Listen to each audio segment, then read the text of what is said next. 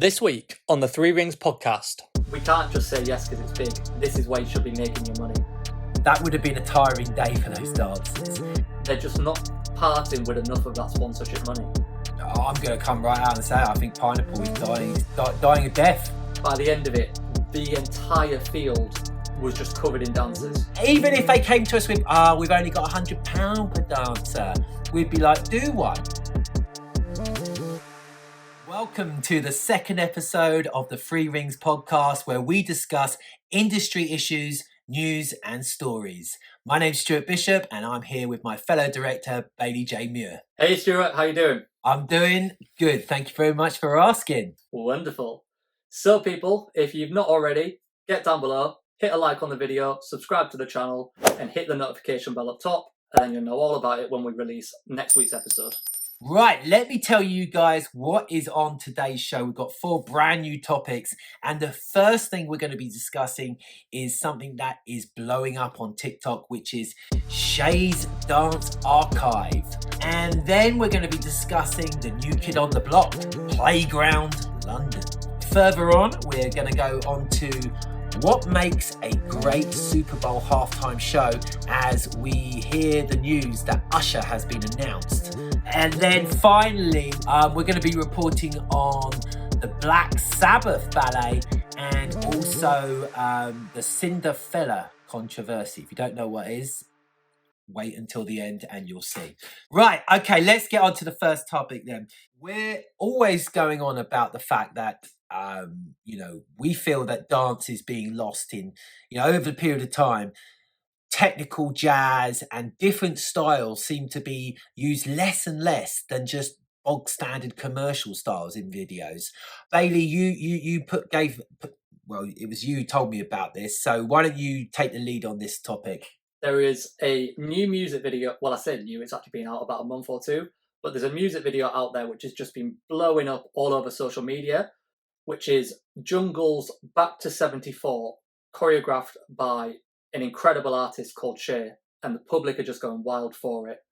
It's probably not quite in the territory where you would call it technical jazz, although there is absolutely a technique to it. However, it is certainly of an old school era. It feels very sort of fussy influenced, which for myself and Stuart just unlocked this fascinating conversation around, okay, the public still love this. Is it that we're completely wrong as dancers when we think, all they want now is commercial, all they want is hip-hop?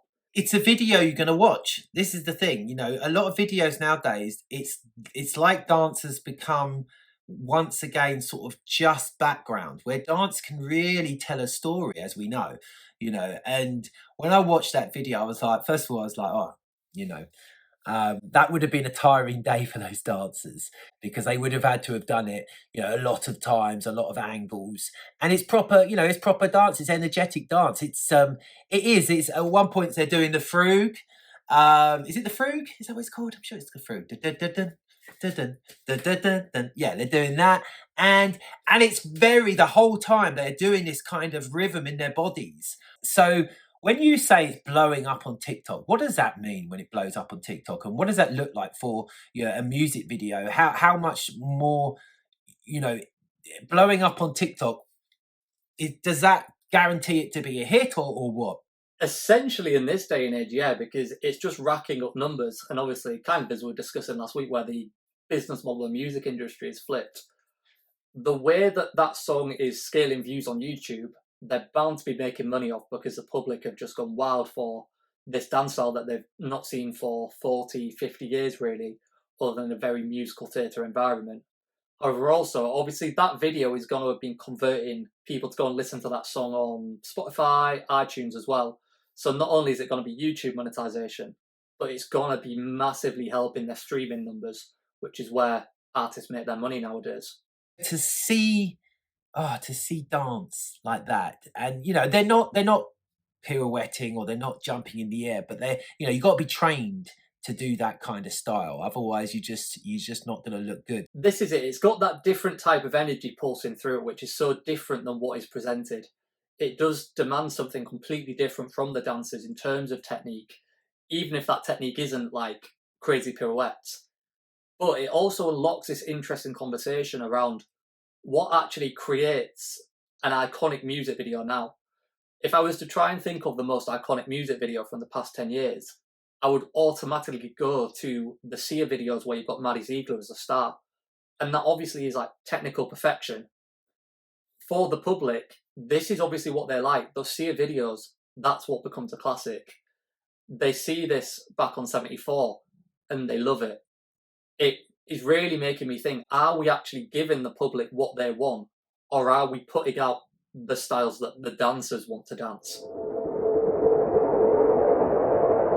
Let's go on to the second topic, which is the new kid on the block. So I'm on social media. I like to check things out, what's going on in the industry, and all of a sudden, all over the place, no matter what social media I was on, I seem to see these very cool, very nicely branded posters of a brand new dance studio in London called Playground. Bailey, fill us in. Playground has come over from LA. Some people might know Kenny Wormald, who is the founder of Playground out in LA. Came to London, it's probably been 4 or 5 months now, I think. And at that time, as soon as he was here, me and Stuart were like, now that's interesting. Didn't necessarily know this is what was coming, but now we've got Playground LA and we've got Playground London. Brand new studio, but carrying that whole reputation over from LA, where in LA, it's easily in the top 2-3 studios. It'd be very hard to pick really which one is a leader. It's that high up. Really, really good thing for us in the London scene that we now have a Playground. I mean, without a doubt, it looks exciting. The posters got me straight away, and it was like because I saw Lily, I saw Dancers Network's Lily. I was like, oh, she looks cool on that, and then I was like, Playground, what is that? And God.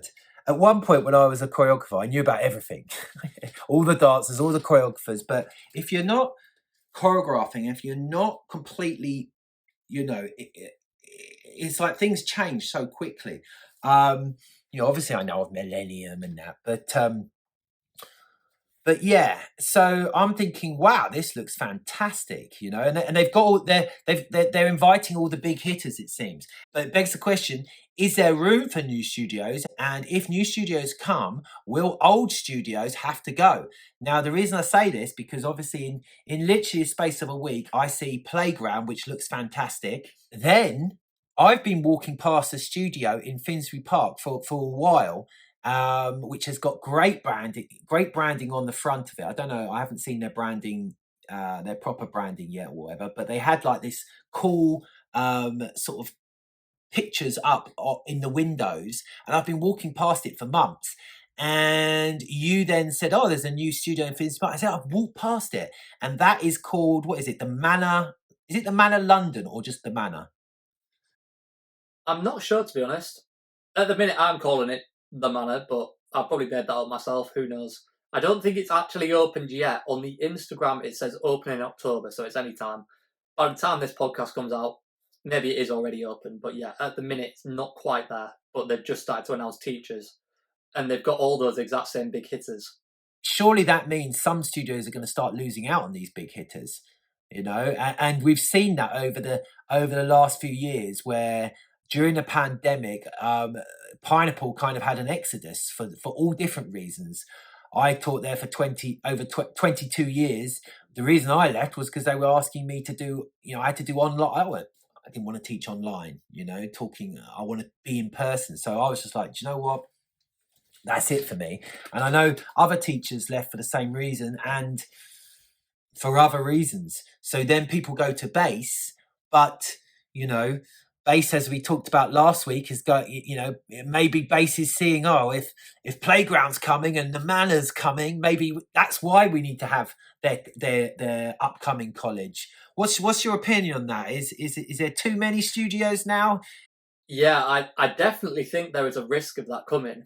There is now a supply and demand issue. You've got plenty of dancers to go around attending these studios, but I don't believe you've got enough teachers to cover that whole circuit effectively enough.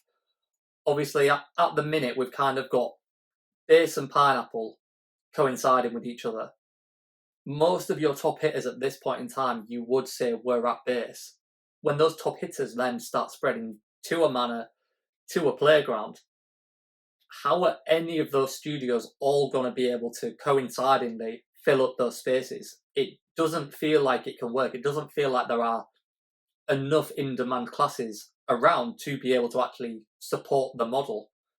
I definitely think we're about to see some changes in that sort of London scene. I'm going to come right out and say I think Pineapple is dying. It's dying a death. Like, you know, I know that probably means if I go to a class now, I'll have to pay for it. Yeah, they won't just let me in. But, you know, I mean, not that I'd probably go to a class now. I think my dancing days are probably over. But, however, I wouldn't mind doing Jimmy's, Jimmy's locking class there. But, I just, you know, Pineapple used to be where all the commercial dancers were, all the rehearsals were, you know, it was the place. And there's this feeling over the last 10 years, you've seen the whole of that area developed apart from Pineapple. Like, so, you know, it must be very, very expensive. What's the word? Expensive area to be in now, Covent Garden. So, yes, that's where I think, and you know, because you've still got, you know, Dance Attic, which is still, you know, I went there recently, and it seemed bustling. It was very busy. You've got Dance Works, there. You've got ones like Flow, which have come up over the last, you know, 5-10 years. Still got the hub in Studio 68 as well, just ticking along in the background. There are a lot of studios out there now. The fact that you say studio, I didn't even think of Studio 68. And then the hub, it seems like, I don't know where that's at, but it's had a few different guises in a very short space of time, it seems. So we'll see. But for now, Playground is the one. Yeah. Oh, I would say so. It just looks phenomenal, doesn't it? It's bound to take over, because how can it not when it looks that good? If you're enjoying this week's episode, why not check out some great content from some of our 3RINGS talent. Catch choreographer Ian Banham discussing Latin and ballroom training and tales from the industry as a guest on Driving with Dancers. Or take a look at 3RINGS influencer Alexa Williams, giving a realistic week in the life of an auditioning performer. We're on to the Super Bowl. Bailey, tell us, what's the Super Bowl news? Who's going to be doing it? Yeah, so they've just announced this week the 2024 headline show will be done by Usher. For me, Usher was a phenomenal artist. I say was because I haven't really seen him do much for a long time, it seems. There must be a lot of people out there who probably haven't got a clue who Usher is. You know, but what I will say, if you don't know who Usher is, check him out. A phenomenal dancer, phenomenal singer, and phenomenal performer. Very inspired by Michael Jackson, I would say. However, when I saw a little thing, oh, here's all Usher's hits, and this is why he's doing Super Bowl. All his hits were very, very old. I don't think he's had any big hits, you know, in recent years. Unless you has he had any recent hits? I wouldn't say so. I'd say like the last big era for him was probably like 2013, 2014. Are you excited by Usher, or you know, so you're 25? Would a 25-year-old be excited by Usher performing at the Super Bowl? Yeah, I'd say so. I think the standard of him as a performer just opens up so much potential for how that performance will play out. Like, if we look at the past few years where you've had a Rihanna, you had the whole Dr. Dre, Eminem, Kendrick Lamar masterpiece a year before. These were incredible halftimes, but they weren't. I mean, Rihanna could have been. It had more potential than it really unlocked, if I'm completely honest, in my opinion. But Usher has that potential to be like Justin Timberlake's from a few years ago, where the whole thing was just this big, huge extravaganza of a show. There's the potential to have that real great dance in there. Obviously, the songs are just an absolute vibe. There's so much like technical aspects you can put in with that, with the lighting, effects. I really think it's going to be a phenomenal halftime show. There's not many people who have got songs that you can guarantee if you go out to a nightclub that is playing sort of pop music, you can guarantee that if there is no one dancing, if they play Usher, yeah, which they always do, boom. It's like Michael Jackson's Billie Jean, you know, or can't stop till you get enough. You'll always hear these at parties or at discos or at weddings and stuff like that. It's an absolute. I had to do it. I had to choreograph for the Pineapple Dance DVD Volume 4 or something like that. We Rudai back in the day, we choreographed there. It was the instructional video, and one of the songs was Usher, yeah. And we had to dance this over and over and over and over again. By the end of it, I hated the song. But then I haven't heard it for a long time, and I heard it the other week. I was like, oh God, this is such a tune. Such a tune.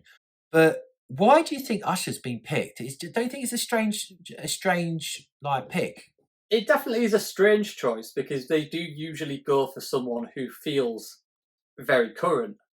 But then in saying that, even a Rihanna last year, Rihanna hadn't released new music in absolutely years. But still, as soon as she got picked for that halftime show, instantly relevant again. I mean, not that she weren't relevant, but she was like back on top.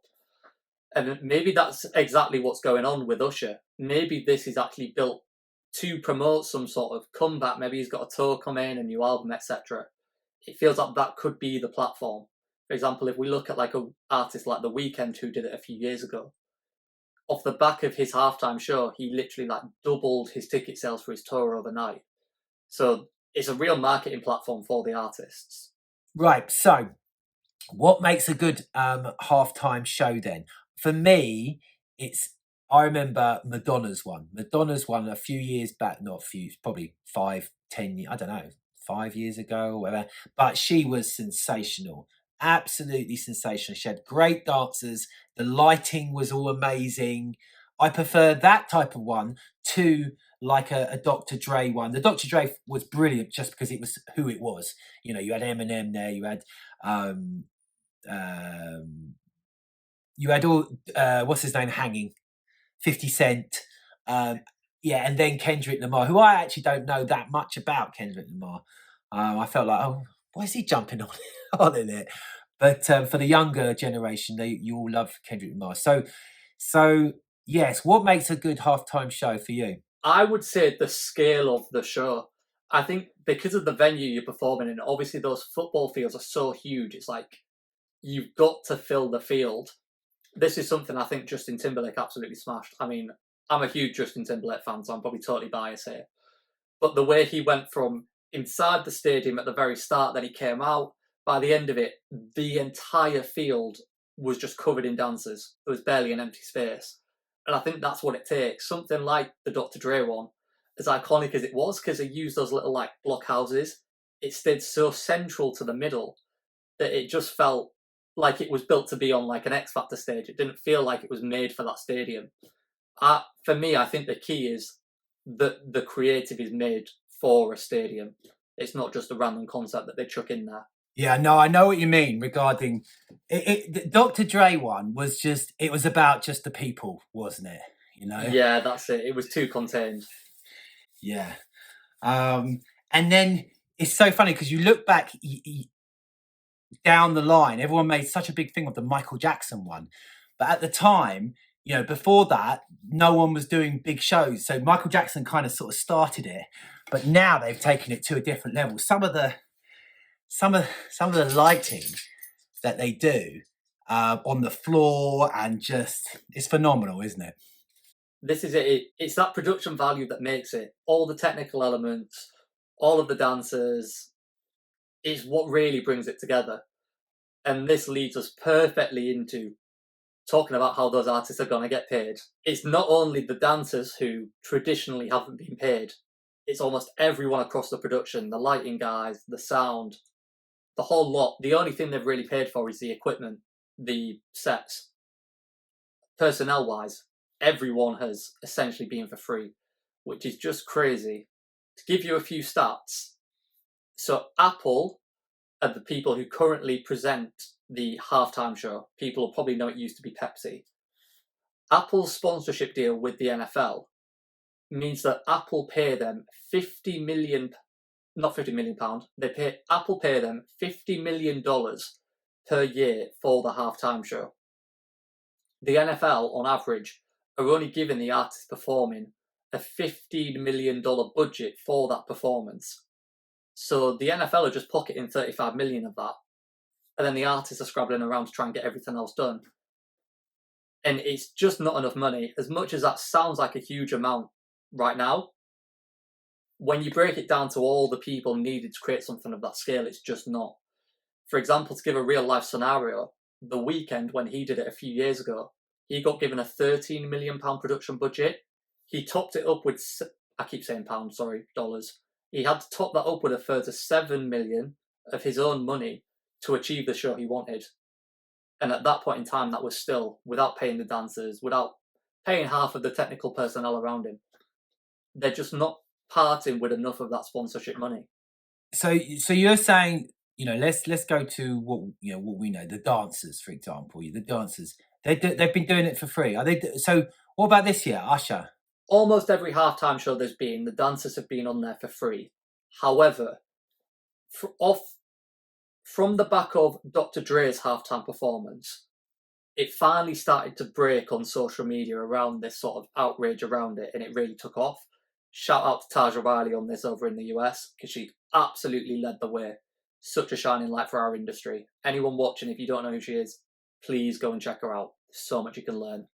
But yeah, essentially Taja led this movement, which in between the Dr. Dre halftime and Rihanna did this year, finally meant that SAG-AFTRA sat down with the NFL, and negotiated out a deal with them.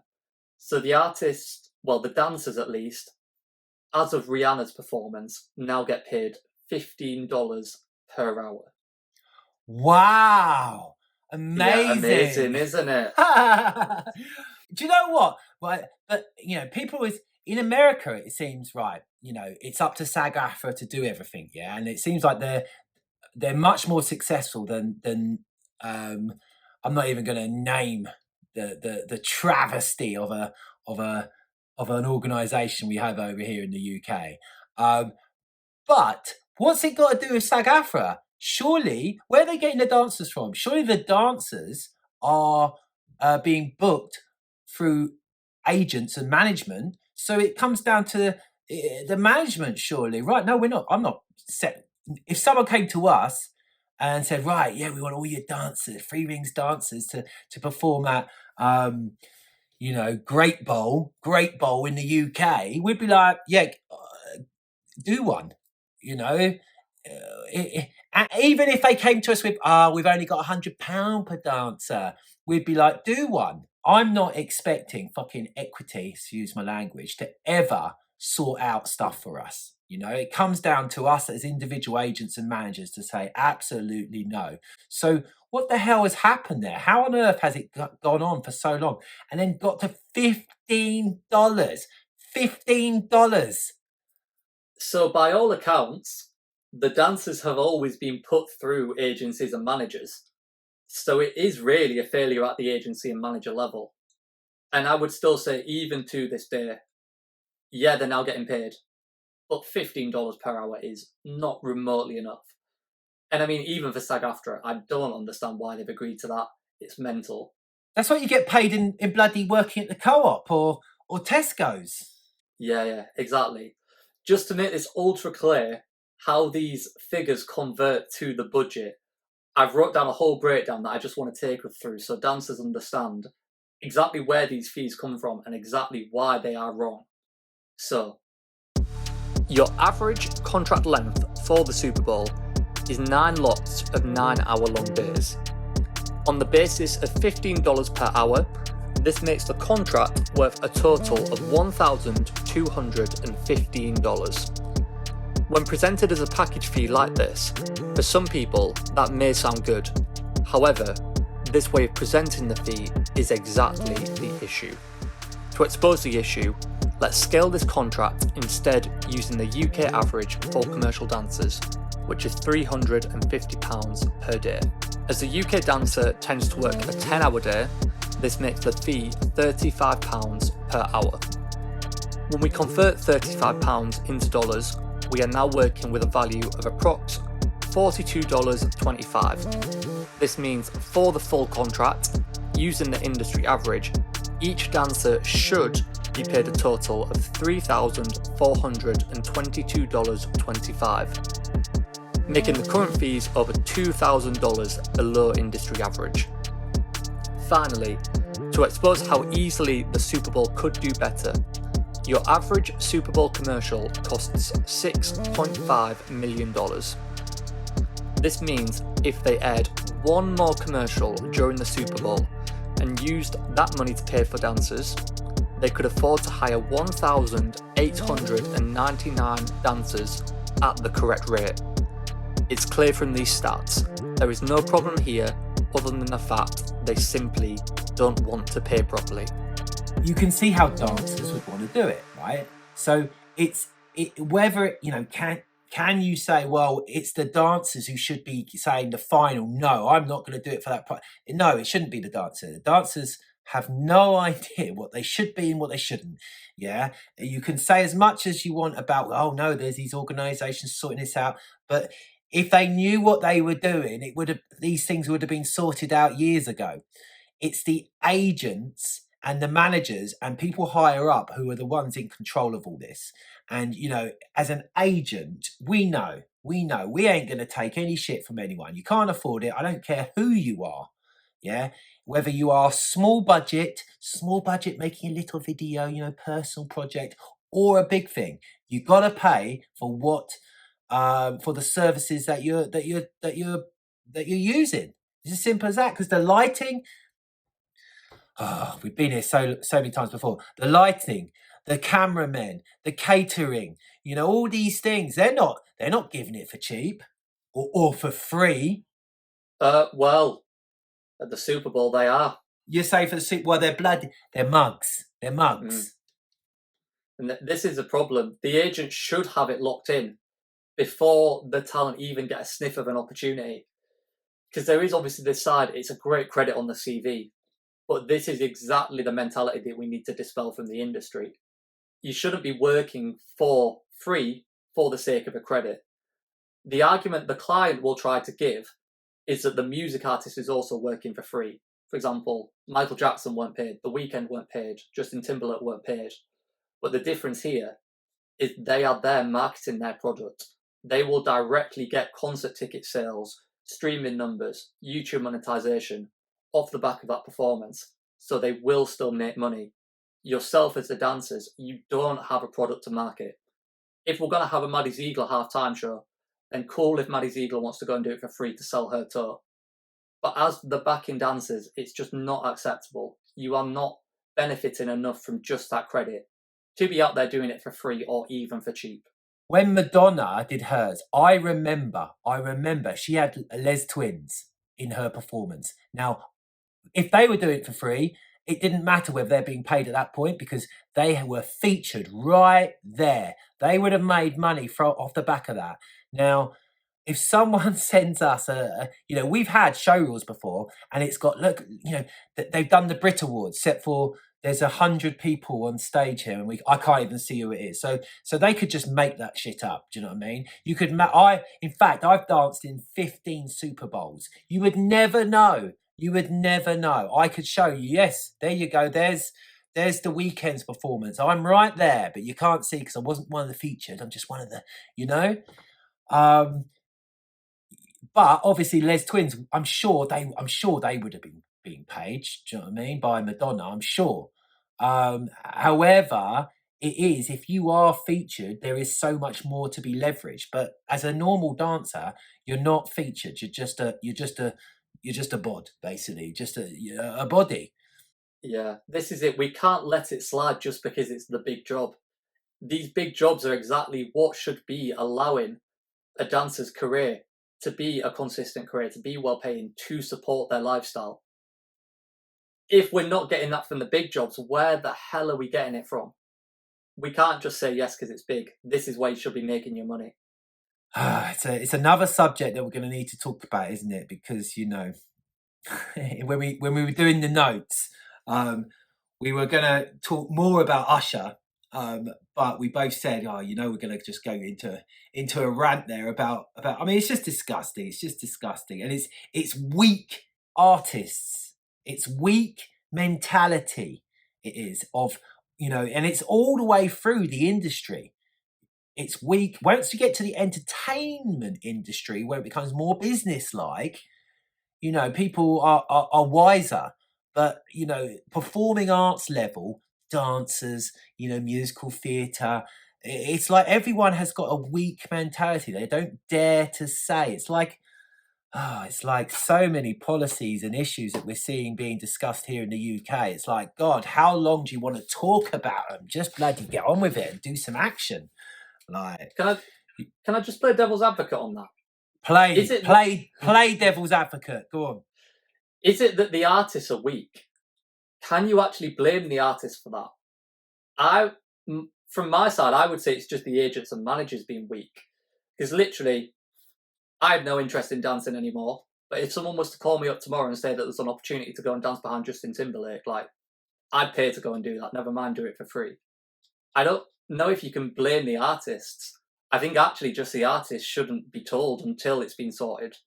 It's the agents and managers that are the gatekeepers being weak, even letting the artists have an opportunity to agree to do it for free. I don't think they're the people that should be blamed. No, I take that back. You're right.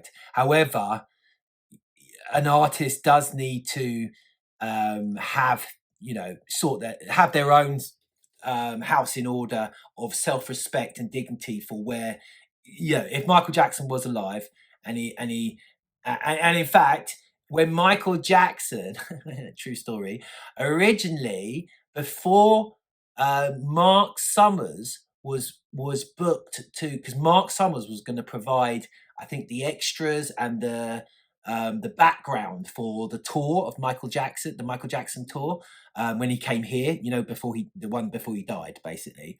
Well, originally Rudai had been contacted, and then I don't know, something happened. The management got chucked out, or somehow the structure got changed, and then we then weren't the people who were going to do it, and it was going to be Mark Summers.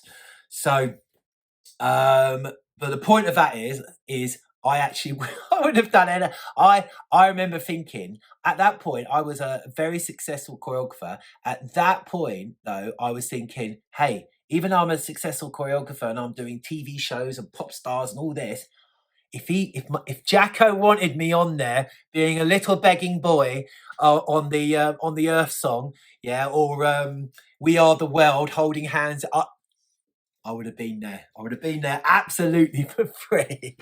I would have paid him. This is exactly it. I definitely agree with the dancers. The artists need to have their houses in order. But I don't think that actually comes with saying no to the job. Saying no to the job doesn't help their career. What should actually happen is they get that, they go, all right, well, the job's good, so I'll go and do the job, but I'm dropping this agent the second it's done. They should not be accepting their agents putting that to them. If your agent's giving you that, you need to leave. It just shouldn't be happening. Yes, completely agree. We know it ourselves, do you know what I mean? As agents, we don't take any shit, do you know what I mean? People have got, you can't come at us where we can look at your website, look at the clients you're working with, look at you can find out everything about a company nowadays. So it's very hard to hoodwink people that you haven't got the budget. But people will do. The thing is, the higher up you are, the more stricter you are with sticking with budgets and things like that. So it's just, they should know. A lot of the time people just don't know what the budget should be for artists, and that then comes down to the education from the agent or the casting director to be able to say, well, look, if you want me to cast this for you, you're going to have this amount of budget. This is it, and it's the strength as the agent or as the casting director. When push comes to shove and they go, okay, this is my budget, this is how many dancers I want, if they can't afford it and can't increase the budget, it's having the strength to go, okay, you can't book that many dancers. You want 100, you can have 50. Don't just let it slide because it's what they want. There is this danger of the agents and the casting directors getting too hooked on making sure their client is happy, that actually the talent underneath are the ones that just get entirely screwed over.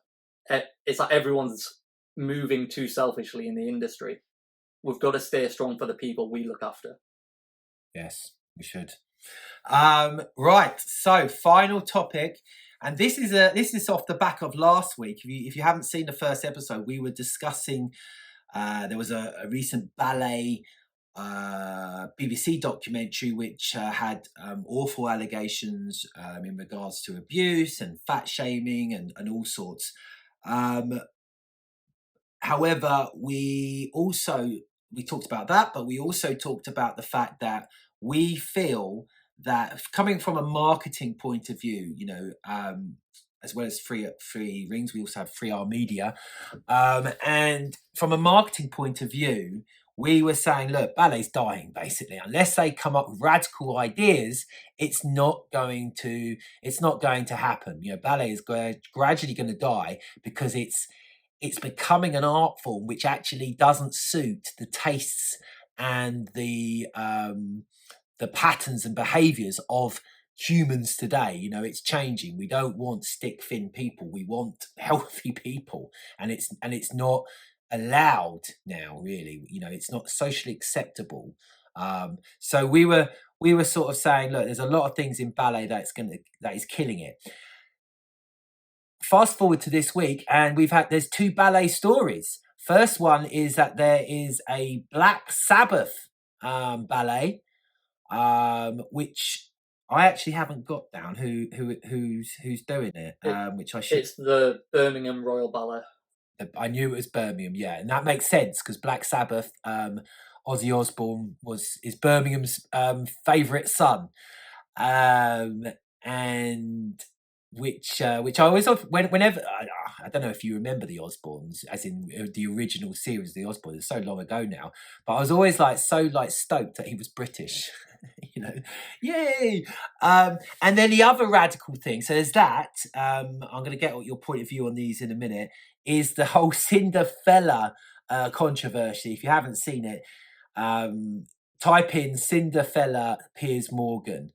Basically, actually, why don't you explain what's going on with what is the Cinderella?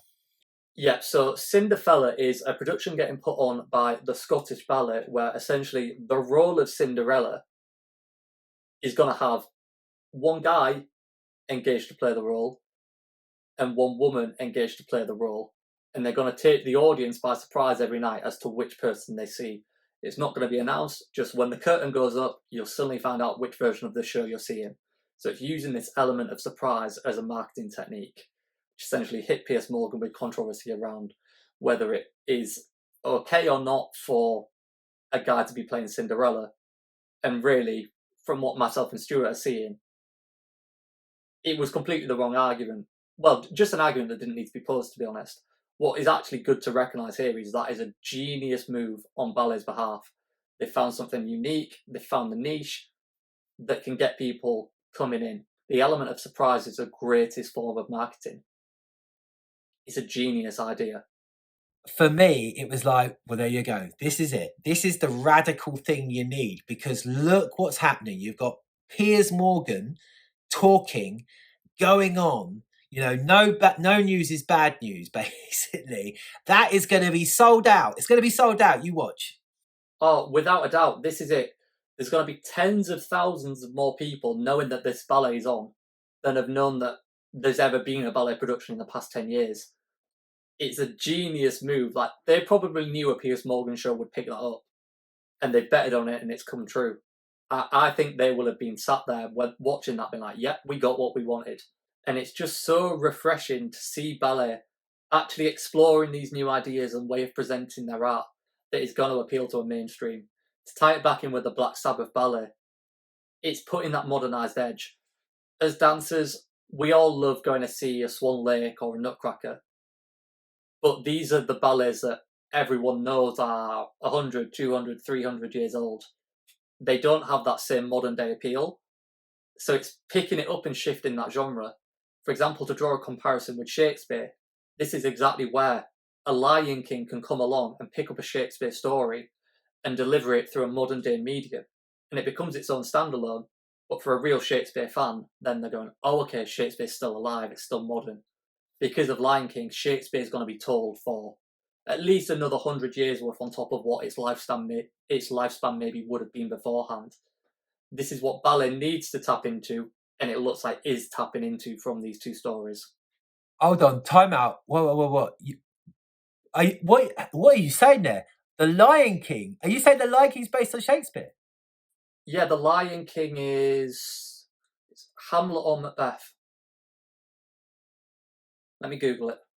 It's one of them. I had no idea of that. I love the Lion King, and my son loves the Lion King. And there's offshoot Simba cartoons as well that he loves. Yeah, the Lion King is Hamlet. Interesting. So going back to ballet, the ballet. Yeah, I mean, I would go watch a Black Sabbath ballet. I remember back when I was training during the 90s, I think it was the Joffrey Ballet. They did, it was neoclassical, and they did to the songs of Prince. And I just remember at the time thinking, wow, that is amazing. Obviously, I was putting on ballet tights every day at that point. And it just looks so exciting to dance to pop music, but doing ballet, you know? Oh, for sure. I mean, look at all the jukebox musicals in town. That's exactly what the public want. They want to go and see a new presentation of art that they already know. It's exactly what ballet needs to, and looks like it is tapping into with this Black Sabbath. Picking up music they know and presenting it in a new way.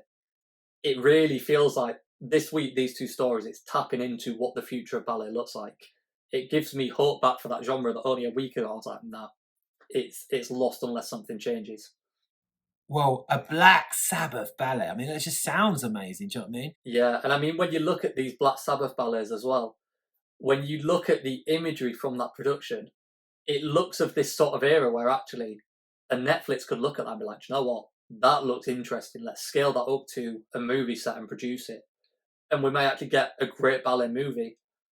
Do you know what I mean? This is where it needs to go, where we look at musical theatre, something like Les Mis gets picked up and turned into a film.